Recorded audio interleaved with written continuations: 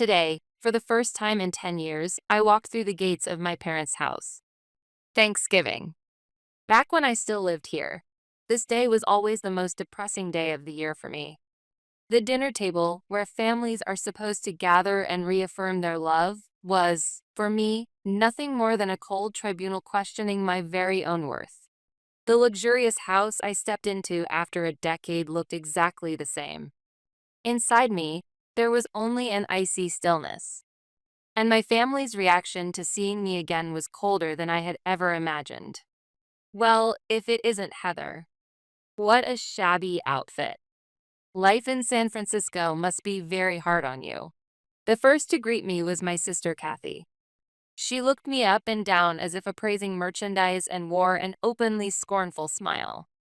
She holds the title of trustee at a major art museum thanks to our father's connections, but in truth, she was only lending her name. Her life revolved around buying luxury goods and dressing up for charity galas. Seriously, that bag? What brand is it? I've never even seen it before. My younger sister Nicole spoke without lifting her eyes from her phone screen for more than a second. She, too, was a so-called CEO of a lifestyle brand founded with our father's money, but the actual management was left to others. All she did was post snapshots of her extravagant life on social media. Well, Heather, you came all this way back. That's something, at least. Only my mother reached for my hand with a worried expression. But the moment she noticed my father's stern gaze, she quickly let go. And when my father looked at me, his eyes were as indifferent as if I were a stone on the roadside. He muttered just one thing. You came. Sit down. It's been 10 years since we last saw each other, but not a single word of warmth. I said nothing and quietly took my old place at the farthest corner of the table. The glittering chandelier, the expensive paintings covering the walls, and the family's perfect, smiling faces. To an outsider, we might have looked like a happy, privileged family. But the truth was, I had always been nothing more than a voiceless doll imprisoned in this luxurious house. What my father wanted was an obedient, compliant daughter who would listen without question. I was allowed to exist only when I played the role he demanded. This extravagant dinner was, just like a decade ago, nothing but theater. Kathy and Nicole competed over how dazzling they could present their hollow achievements.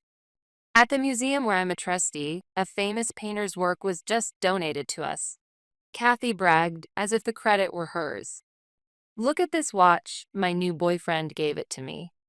It's a limited edition, Nicole said, flaunting the expensive timepiece. Both my father and mother gazed at them with genuine pride. No one looked at me. No one even tried to imagine the hell I had survived these past 10 years. To them, I was still nothing more than the daughter who failed at her dreams and never managed to build a proper career. And that was fine. In fact, that misunderstanding worked to my advantage. Confronted with this unchanged scene, memories surged back into my mind with painful clarity. That stormy night 10 years ago. That was where everything began. A decade ago, I had just graduated from college and joined my father's company. I graduated top of my class from MIT, majoring in architecture and real estate development. More than anyone, I worried about the company's future. I believed that succeeding my father was both my dream and my destiny. And for the first time, I spoke my own opinion to him. Father, the company won't survive unless we change with the times. With what I learned at MIT, I can make this company bigger, better, and stronger. It was a proposal born off of sleepless nights, thought through with all my heart. All I wanted was to be useful to him, to hear him praise me just once. But his answer shattered my hope and passion into pieces. Silence. His roar echoed through the vast president's office. He seized the documents I had prepared with such care and slammed them to the floor as if they were filth. Don't you dare meddle in my business, you silly girl. With nothing more than scraps of knowledge from college, you think you can lecture me? Don't be so full of yourself. My father's face was flushed red with rage. I was struck speechless, trembling under the shock. His pride was simply too immense. He could never accept the idea of listening to anyone else, least of all his own daughter, younger, less experienced, daring to challenge him. The more correct my proposal might have been, the more it seemed like an attack on his own management, and that, to him, was unbearable humiliation. An excellent potential successor, his daughter, on one side, and a warped pride incapable of acknowledging her on the other. That fierce conflict twisted my father into nothing more than an enraged tyrant. Listen to me, Heather. This company grew by my hands, my way. I don't have time to indulge some silly little girl's fantasies. In my eyes, there was only the cold figure of a father crushing my dreams and passion under his heel. That night, an emergency family meeting was called. What had happened in the president's office had already reached Kathy and Nicole. They looked at me with the same smirking curiosity one might give to a circus act. Heather, going against father? Have you lost your mind? Kathy sighed theatrically. I told you, didn't I? This girl isn't cut out for the company. Exactly. Nicole chimed in without ever lifting her eyes from her phone. Not even knowing your place. How shameful. You're a disgrace to the Irving name. I turned desperately to my mother for help. But as always, she only lowered her eyes in silence. Her look seemed to beg me, please, don't make this worse. So that's how it was. In this house, speaking about truth, speaking of hope for the future, that was a crime. In this house, only dolls that answered yes to my father's every word was loved. And inside me, something snapped. Then my father gave his final decree. You are a shame to the Irving family. Don't ever show your face to me again. At that moment, fear and sorrow vanished from my heart. Instead, a cold, quiet resolve welled up from the depths of my soul. I forced my trembling legs to stand, looked straight at my father and the entire family, and said, very well. I'll leave. Thank you for disowning me. But I didn't forget to add, remember this. In 10 years, I will prove you wrong. I'll prove to you that my way, and I myself, were never wrong. Do as you like. You'll be wandering the streets by tomorrow. My father spat. Biting my lips so hard no one could see, I left the room without ever looking back. That very day, I packed only a single suitcase with the barest essentials. A few childhood photos, my college diploma, and that tattered proposal my father had slammed to the floor. I tucked those carefully into my bag. In the middle of the night, once the house was asleep, I quietly opened the front door. I knew I would never cross that threshold again. The thought brought tears to my eyes, but I held them back, because my battle was only just beginning. That night, I abandoned the house filled with memories, and the family that had given up on loving me completely. I headed for San Francisco, a vast city on the West Coast where no one knew me. I shed the name Irving, the chain that bound me, and adopted the alias G. Watson. The first place I rented was a tiny, damp apartment in the city's cheapest district. The window opened onto nothing but the wall of the next building. No sunlight ever reached the room. That dark little space became the starting point of my new kingdom. The first few months were nothing short of hell. In a city where I had no connections, no experience, and no money, no company would hire me. The little cash I'd brought was gone in no time. By day, I grilled burgers at a fast food joint. By night, I washed dishes in a small bar. Every spare moment, I buried myself in furious study of real estate. Meals were once a day at best, a discounted loaf of bread from the supermarket or a cup of instant noodles. Many nights, hunger kept me awake. The frustration, the misery, the crushing loneliness, it made me want to give up everything, over and over again. On Christmas night, sitting alone in my freezing room with a broken heater, I stared out at the sparkling holiday lights outside. Back at my parents' luxurious house, they were probably laughing together by the warm fireplace. That thought broke me, and I cried silently into the night. But in the dream I drifted into that night, the face that appeared was my father's, the same face that had spat the words, "You are a disgrace." I jolted awake in an instant. No, I couldn't end here. I hadn't come all this way just to cry. I was here to prove, to the very people who made me weep, that I had been right all along. From that night forward, I never shed another tear. My heart burned with a cold fire called revenge. Watch me, Father. I will achieve far greater success than you ever did, with my way, not yours. That vow was all that kept me moving. The turning point came about a year after I arrived in San Francisco. With the little money I had saved, I founded my own company, Silverstone Real Estate. A company in name only, of course. The sole employee was me. That shabby apartment room served as my headquarters. My very first job was laughably small. I bought an old garage that looked ready to collapse, something no one else in the city wanted. For 3 months, I poured myself into its renovation. I sketched the plans, painted the walls, even pitched in with plumbing when needed, using every ounce of knowledge I had gained at university. That filthy garage was reborn as a bright, stylish artist's studio. And when it sold for a price far beyond my expectations, I stood in front of the bank ATM, staring at the new balance in my account over and over again. Back in my apartment, I collapsed onto the floor and cried aloud for the first time in months. This time, they were tears of triumph. That small victory marked the beginning of my unstoppable rise. Under the name G. Watson, I became known as the mysterious investor with a talent for uncovering hidden value in neglected properties. Piece by piece, I built success upon success, slowly gathering allies.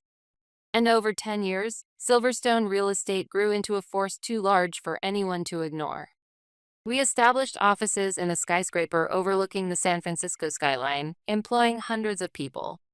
All the while, I dissected my father's company as though performing an autopsy. His outdated business model, his obsolete methods, and above all, his arrogance. I approached his former business partners as G. Watson. I listened carefully to their frustrations with Irving Real Estate, their resentment of his tyrannical management. One by one, I earned their trust. And quietly, I took control of key lands and rights surrounding the Irving family's empire. I pulled out the stones from the walls of the castle my father had built, methodically, from the outside. By the time he realized it, the moats and the fortress itself had already been filled in by my own hands. During all those years, I never once spoke to my father or my sisters. With my mother, only occasional phone calls, just a few times a year, always initiated by her.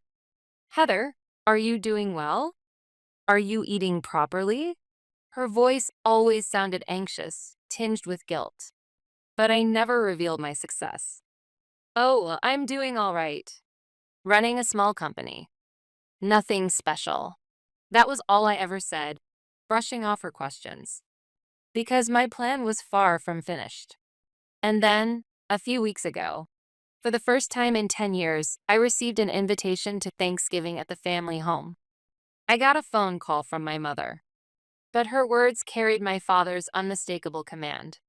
Your father says you must come home this year. He has something important to announce. I accepted without hesitation. At last, the time had come. The stage for my revenge had finally been set. And so, on this Thanksgiving after 10 long years, I returned. As dinner came to a close, my father cleared his throat heavily. With the same cold gaze he had turned on me years ago, he made his announcement for all to hear. I have important news. We will be selling the family's estates, the vacation homes, the penthouse, all of it. Oh, how wonderful! You're starting a new venture, aren't you? Kathy and Nicole squealed like children. Then, as if to deliver the final blow, my father turned to me. And of course, Heather, you will receive nothing. You are disowned. That is why you were invited here today, to be reminded of it. At his words, my sisters let out shrill, triumphant laughter. So it's finally ours, all ours. Kathy and Nicole clutched each other's hands with glee. But this time, their cruelty no longer hurt me. I quietly set my wine glass down on the table and asked my father just one question. Who is buying those properties? With the smug smile of a man about to impart a final lesson to his pitiful daughter, he replied proudly, "It's a world you'll never belong to, but I'll tell you. The buyer is Silverstone Real Estate, the firm rumored to be the fastest growing on the West Coast. They valued our holdings fairly and offered an extraordinary $3 million. Their president is no dreamer like you, but a true man of ability. Silverstone Real Estate." Kathy repeated the name in a dreamy voice. "I've heard of them. Their head is a mysterious figure named G. Watson, never shows his face in the media, a cold and calculating businessman." "Father, what a brilliant negotiation." My father beamed. "Yes. G. Watson is a man who doesn't lie with numbers. Not an idealist like you." "G. Watson, you say?" I echoed the name slowly, pouring 10 years of emotion into the words. Then I placed my napkin on the table, straightened my back, and rose from my chair. Every pair of eyes turned and fixed on me. For the first time, it felt as though light had finally pierced the end of a long, dark tunnel. I stood tall and, in the silence of the dining room, declared clearly enough for everyone to hear. "Father, the president of Silverstone Real Estate is." I looked him straight in the eye and let the smile I had hidden in my heart for a decade finally break free. "Me." A moment of silence, as if sound itself had been erased from the world. Then, one by one, my family's faces shifted from shock to confusion to despair. It was, to me, the most beautiful masterpiece I had ever witnessed. Lies. It has to be lies. Daddy, don't be fooled. She could never be the CEO of such a company. She's always been our family's failure. Kathy was the first to recover, shrieking hysterically. "She's right," Nicole chimed in. "You probably just latched onto some rich man and are parroting his words. Be honest, you're still living miserably in San Francisco, aren't you? You only came here to scam us for money." Their words cut like knives, but now they had no power over me. Only my mother, her face pale, whispered in a trembling voice, "Heather, please stop this. Don't torment your father any further." I let my gaze drift slowly over each of their faces. Then, from my bag, I drew out a thick file and set it calmly on the table. "A failure? A fraud?" I replied coolly. "Kathy, does this look like a joke to you?" I opened the file and slid the first page across the table. There it was, the final purchase contract for the very properties we were discussing, bearing my signature as G. Watson. $3 million. The same extraordinary price Father praised just moments ago. But unfortunately for you, that's merely the down payment I offered to acquire your holdings. I flipped to the next section and spread out the audited financial statements, complete with the accountant's signature. My company, Silverstone Real Estate, currently holds total assets of $200 million. If I wished, I could buy out the entire Irving estate with pocket change. The room fell into absolute silence. My sisters stared between the documents and me, dumbfounded, unable to speak. My father, his face drained of all color, clutched the papers in his trembling hands, reading them over and over again. Finally, understanding crashed down on him, and he slumped helplessly into his chair. Why, Heather?" His hoarse voice echoed through the dining room, filled not with anger now, but with despair and disbelief. "When? When did you start betraying me, betraying my company?" Like a wounded lion, he groaned the words.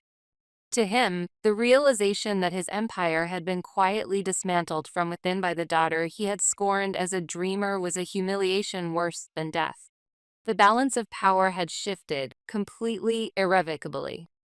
In response to my father's question, I nodded quietly, yet firmly. 10 years, Father. I saw the blood drain from his face. From the day you tore up my proposal with your own hands. From that day, everything I did was for this moment. 10 years? His voice shook violently as he repeated the words. That day, from the moment I cast you out, All these years you lived only for this revenge? To destroy the company I built with my life, to tear apart the family I created, was that your only reason to live? My father's anguished cry echoed through the dining room. It was no longer anger, it was the voice of despair.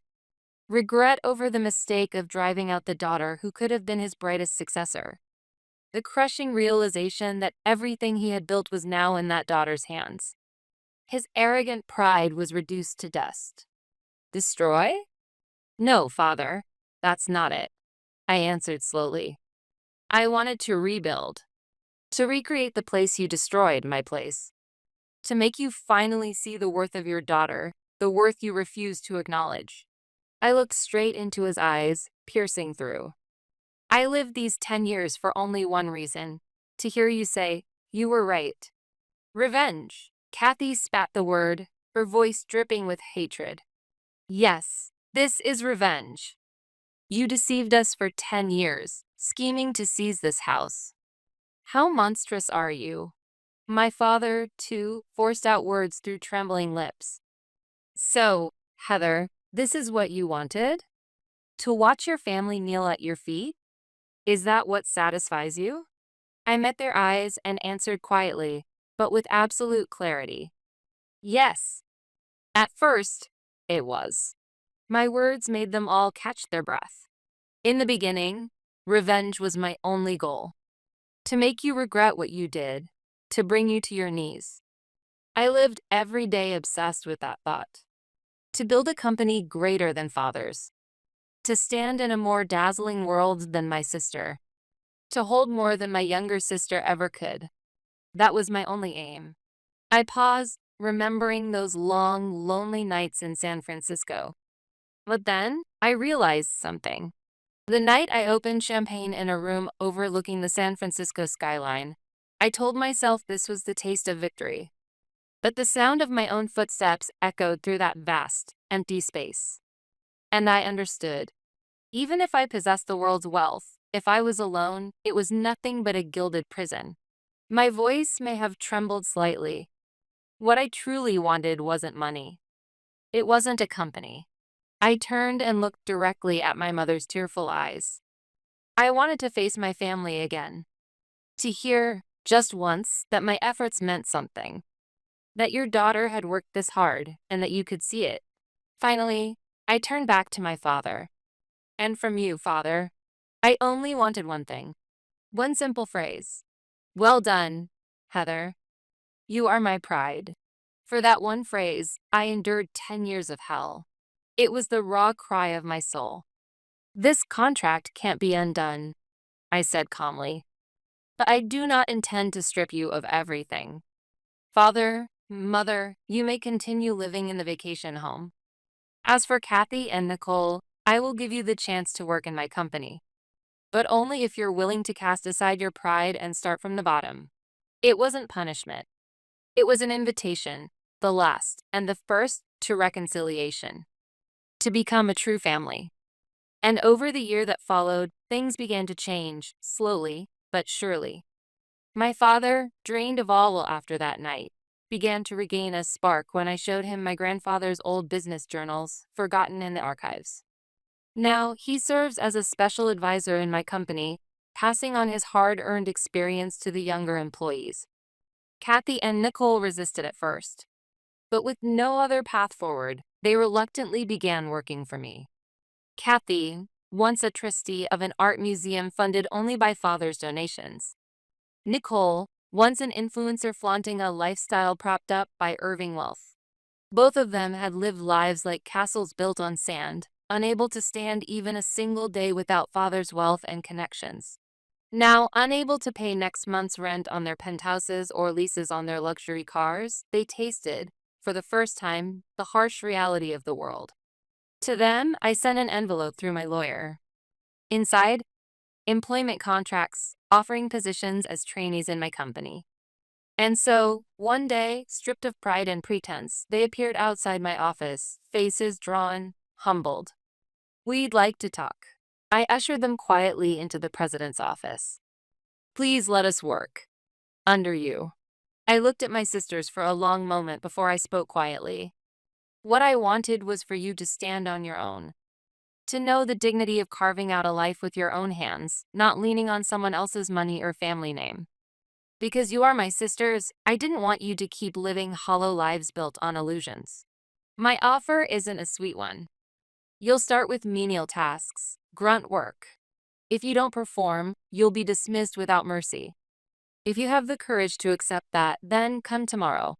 It was my final, true invitation for us to become sisters in the real sense. Starting with the lowest jobs, they learned, truly for the first time, what it meant to bow their heads, to earn money through their own effort, to feel both its harshness and its worth. Now they've grown unrecognizably stronger, indispensable in their respective departments. One afternoon, my father came to my office unannounced. He stood in silence for a while, gazing out the window. Then he turned slowly toward me and apologized, so deeply it seemed to come from his very soul. "Forgive me." His strained voice filled the quiet office. You were the most gifted. I had realized it long ago. You had more talent for business than anyone. That's why I believed you were the only true successor. For the first time, my father revealed the anguish he had kept hidden in his heart. But I was too arrogant, too foolish. I couldn't bring myself to acknowledge your brilliant proposal. Your being right felt as if it erased everything I had accomplished, and that terrified me. So I pushed you away. I failed as a father. I'm truly sorry. I couldn't say a word. I only watched as his shoulders trembled. The 10 years had not been wasted. At last, I had heard the words I had always longed for. And my mother, who had once lived only to preserve appearances, to appease my father, seemed reborn. She found a new purpose in supporting young women entrepreneurs. One night, after the great success of an event she had organized, she and I shared a quiet toast together.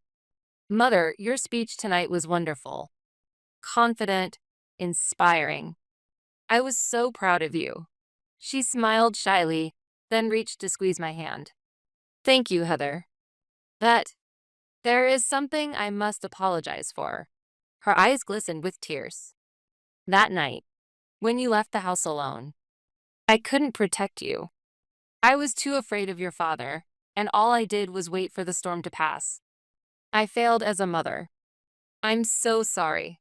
I gently held her hand tighter. "No, don't apologize, Mother.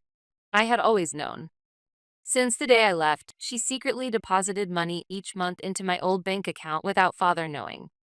I never once withdrew a cent. I had sworn to live on my own strength. But knowing it was there warmed me through many freezing nights in San Francisco. I always knew you cared.